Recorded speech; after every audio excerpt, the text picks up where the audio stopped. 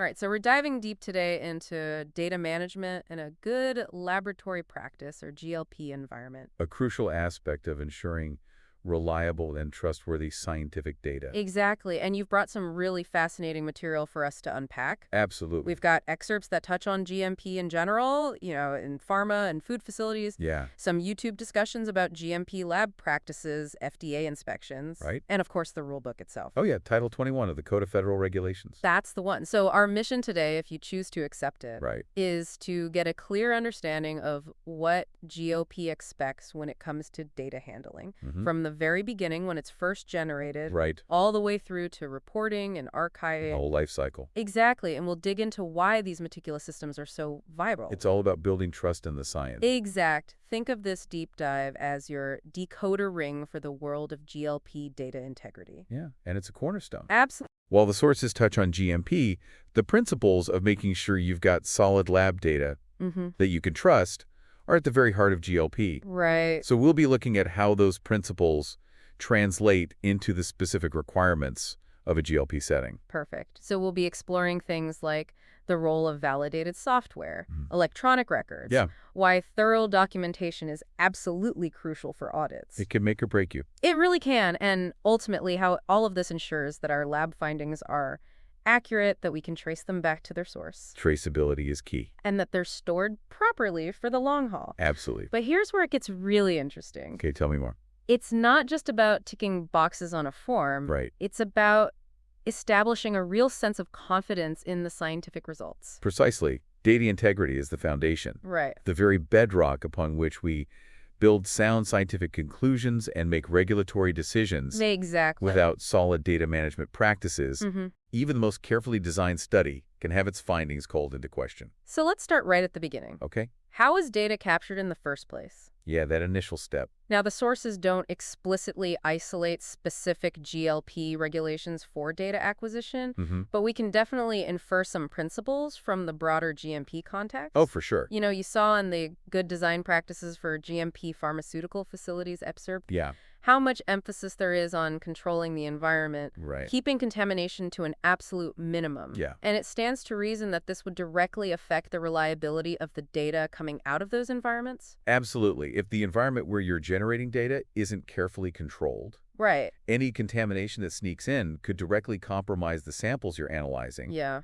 And then that initial compromise casts a shadow of doubt over every single piece of data you get from those samples. Right. So maintaining the integrity of that physical space is really the first crucial layer. Foundation. Yeah, in safeguarding data integrity. Yeah, you've got to start right there. Now that YouTube video 21 CFR 111 GMP laboratory overview Yeah, I remember that one. really dives into the equipment side of things. It does. It highlights the importance of operational and performance qualification. That's OQ and PQ. Exactly, for all of your instruments. Right, making sure they're fit for purpose. Yeah, and periodic requalification, especially if an instrument is moved. Yeah, that makes sense. And this, of course, has a direct impact on the reliability of the data that those instruments are producing. Well, it's all about having documented evidence that your analytical tools are actually up to the task. Right. These qualification protocols prove that the equipment's been installed correctly. That's IQ. Yep. That it operates the way it's supposed to OQ. Right. And most importantly, that it consistently performs according to the standards you've set. That's PQ. And that builds trust. Absolutely. It's a rigorous approach, but it lays a really strong foundation for trusting the data that comes out. Now, the speaker in the video also emphasizes the importance of calibration, Yeah, doing it before an instrument is used for the first time, right. and then at those regular intervals to maintain accuracy and precision. Keep things running smoothly. And this is often documented during PQ. Makes sense to do it all at once. But what's interesting is that they pointed out that more portable instruments, like pH meters or balances, The ones you're moving around all the time. yeah, they actually get calibrated with each use, or at least daily, Every day. rather than needing a full qualification protocol every time. Oh, that's interesting. Yeah. That seems like a smart distinction. Yeah. I mean, those more mobile instruments, Right.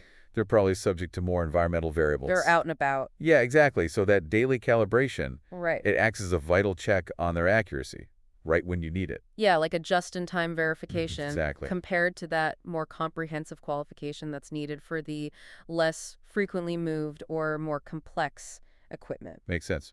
Now, that same video also stresses the importance of something we've talked about before. Okay. Standard operating procedures SOPs. Yes, for all of your test methods. Oh, absolutely crucial. And these SOPs detail every single step and stage. Right down to the last detail. From safe handling of chemicals Yeah. to how to prepare your reagents. Right. And, of course, the guidelines for reporting the data. Got to have that consistency. Exactly. So think of SOPs as like meticulously tested recipes for reliable data. Yeah, they bring in that element of standardization. Right. Making sure that every analyst is performing a given test in exactly the same way. Yeah, minimizing variability. Exactly, minimizing any potential for variation that could come from individual techniques. Right, because everyone's got their own little quirks. They do. But the SOP makes sure everyone's doing it the same way. It's about codifying best practices. Right.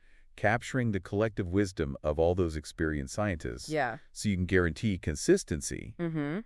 and prevent those little shifts in methodology Right. that could unknowingly skew the result. Without anyone realizing. Exactly. SOPs transform individual skill into reliable, repeatable processes. And beyond just test methods, that video also mentions other controlled lab systems. Oh, yeah, like what? Things like sample submission forms. Right, so you know exactly what's being tested. Exactly. Chain of custody documentation. Ah, so you can track the sample's gurney. Yep, through the lab. Makes sense. And media and chemical preparation form. So you know the exact details of what you're using.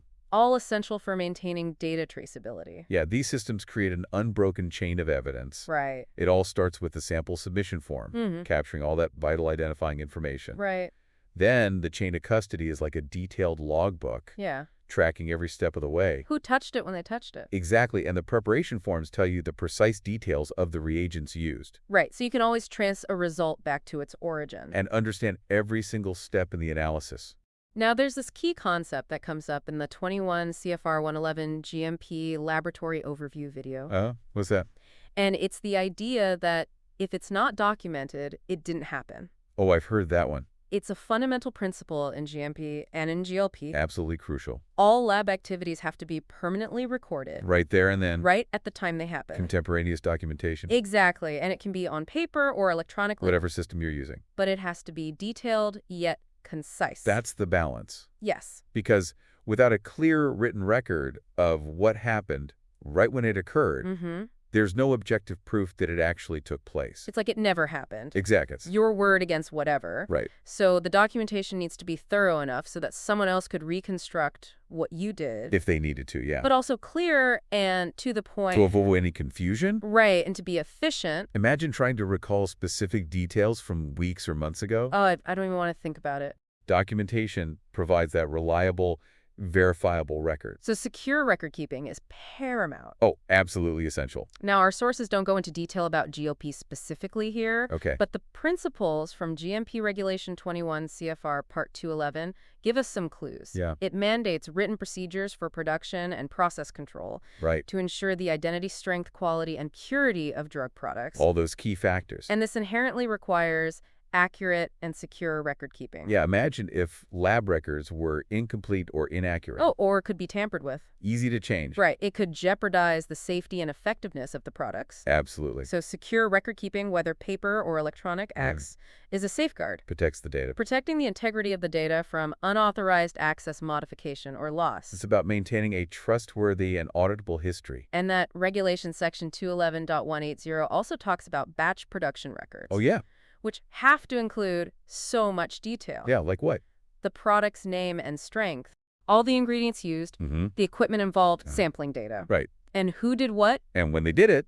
And any deviations from the procedures have to be documented and justified. They can't just go off script. Right. You've got to have a good reason. So these batch records provide a complete life cycle history. Like a birth certificate. Right, of that batch of products. I got everything. So if any issues come up later on, investigators can go back. Follow the trail. And review every step. To find the root cause. And that requirement to not only document but justify any deviations is so important. Yeah, it adds that extra layer of accountability. Right, because it ensures that any departures from those standard protocols are properly evaluated and don't compromise the final product. You don't want any surprises down the line. Now, the use of validated software and electronic records comes up in that YouTube video on good documentation practices, GDOP, for electronic systems. Oh, yeah, the digital world. Right, and it emphasizes that access to electronic templates has to be I controlled. can't just let anyone in. And data has to be entered contemporaneously. As it's happening. Right, when the work is being done. No backdating. So the shift towards electronic systems in labs, It's happening more and more. it's definitely a trend. Yeah. And it offers so many advantages in terms of efficiency and data management. Streamlining things. But it also brings a whole new set of considerations. New challenges. Especially when it comes to data integrity. Right. So controlling access is fundamental. Got to keep it secure. To prevent unauthorized changes or deletions. You don't want people messing with the data. And that principle of entering data in real time remains vital. Absolutely. Electronic systems shouldn't allow backdating. Nope. Or pre-populating fields in a way that doesn't reflect when the work was actually performed. Got to be truthful. And of course, the Alcoa Plus principles. Attributable, legible, contemporaneous, original, accurate, complete, consistent, enduring, available. Wow, you got them all. I tried. They apply just as much, if not more so, to electronic data. Alcoa Plus is such a helpful framework. It really is. For thinking about data integrity, whether it's paper or digital. Yeah. But it's especially important in the electronic world. Right. Every data point needs to be clearly attributable to the person who generated it. Right. Easily legible or understandable in its electronic format. Yeah. Recorded at the time the activity happened. When it happened. The original record, although verified copies are fine. Okay. Accurate, complete, consistent across all the related records. Enduring, meaning it's going to last for as long as it needs to. Right. And readily available for review or audit. So that video also highlights the importance of audit trails. Ah, those are key. Which automatically log changes and activities in electronic systems. They're like a digital footprint. Yeah, and they need to be reviewed regularly. Especially before batch release. Exactly, and a really important point. Tell me. Users should not be able to edit or disable the audit trail. Oh, absolutely not. That functionality has to be locked down. It's a crucial security feature? Right, because those audit trails provide a chronological time-stamped record of who did what, when they did it, and often why they did it. It's all right there. So the inability for users to tamper with that is essential for ensuring the reliability and trustworthiness of those electronic records. And regular review of the audit trails helps identify any anomalies or unauthorized activities. Right. It's like a detective's tool. Exactly. Now, the video also mentions that if you're using a hybrid system with both electronic and paper records, your SOPs need to be crystal clear about which record is considered the primary source. Like the source of truth. For making decisions. You got to have a single point of authority. Right, because a lot of labs are in that transitional phase. Still using both paper and electronic. Yeah, so it's essential to have those clear procedures that state definitively which record holds the primary authority. To avoid any confusion to discrepancies? Right, so that critical decisions are always based on the most accurate and reliable information. It's all about clarity and consistency. So let's move on to how all of this culminated in the final report. Okay, the final product. The information you shared from 21 CFR Part 211, specifically Section 211.165 on testing and release for distribution, is really key here. What does it say? It states that for every single batch of drug product, there has to be a thorough laboratory determination that it meets all the final specs. Before it can be released. Including the identity and strength of each active ingredient. Right, making sure it's what it's supposed to be. And of course, all this testing and the results have to be documented. So that final report is the culmination of all the data. Right, it's everything. That's been meticulously generated throughout the testing process. Yeah. It's the evidence that a batch meets all those predetermined quality standards. Before it can be released to the public.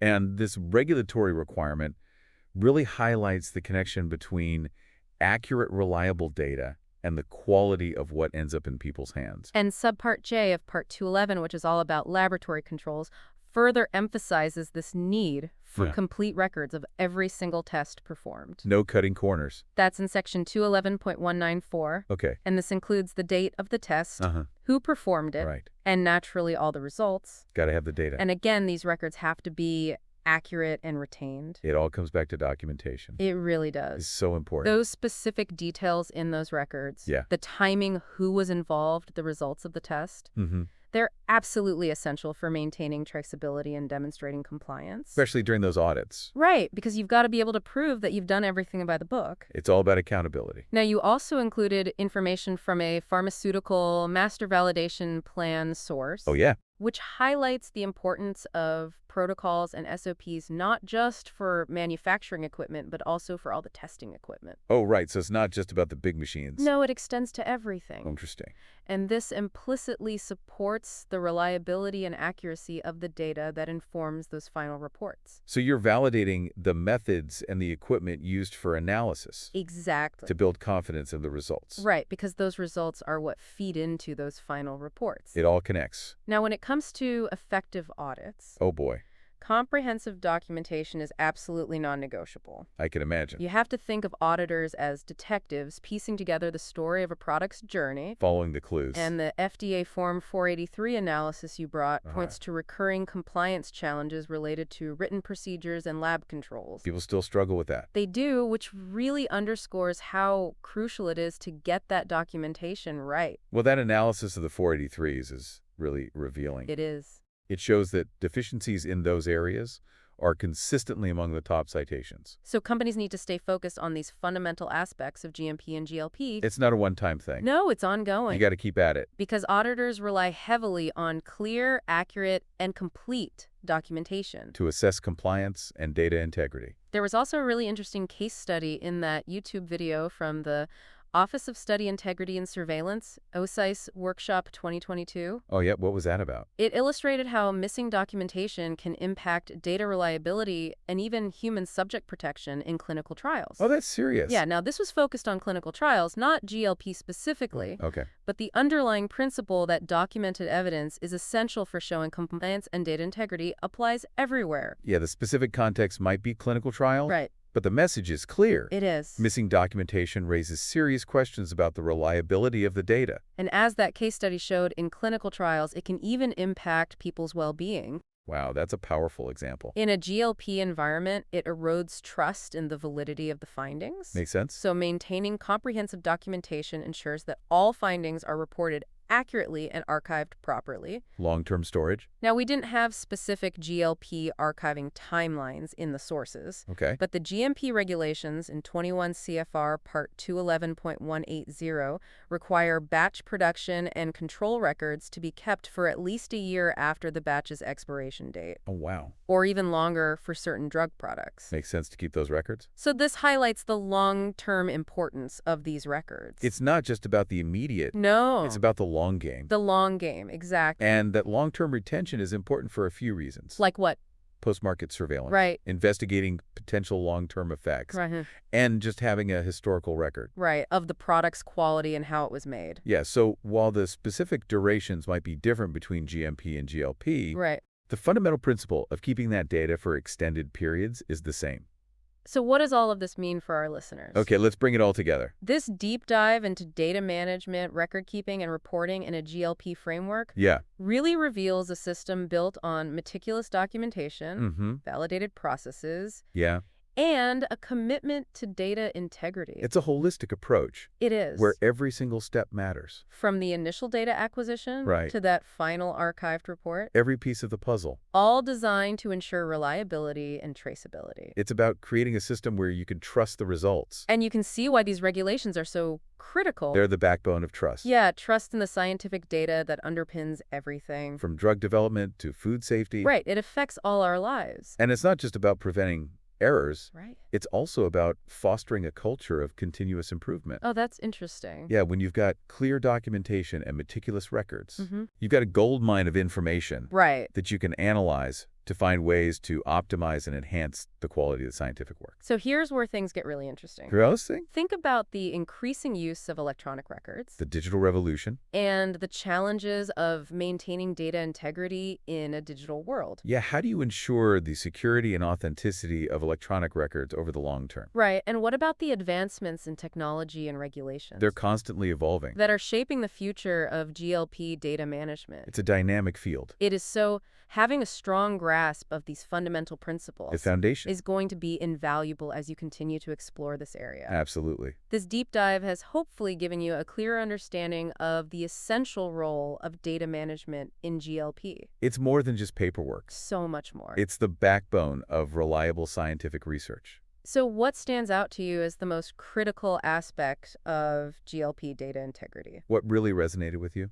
And what further questions does this raise What are you curious about? We'd love to hear your thoughts. And as you're thinking about all this, Yeah. I want you to consider how these principles of documentation, validated processes, and that unwavering commitment to data integrity, they extend beyond the lab Oh, that's a good point. into other areas where trust and reliability are paramount. Yeah, like what other fields have these parallels? It's definitely something to ponder. Food for thought. Absolutely. Thanks for joining us on this deep dive. It's been a pleasure. We'll see you next time. Until then, stay curious.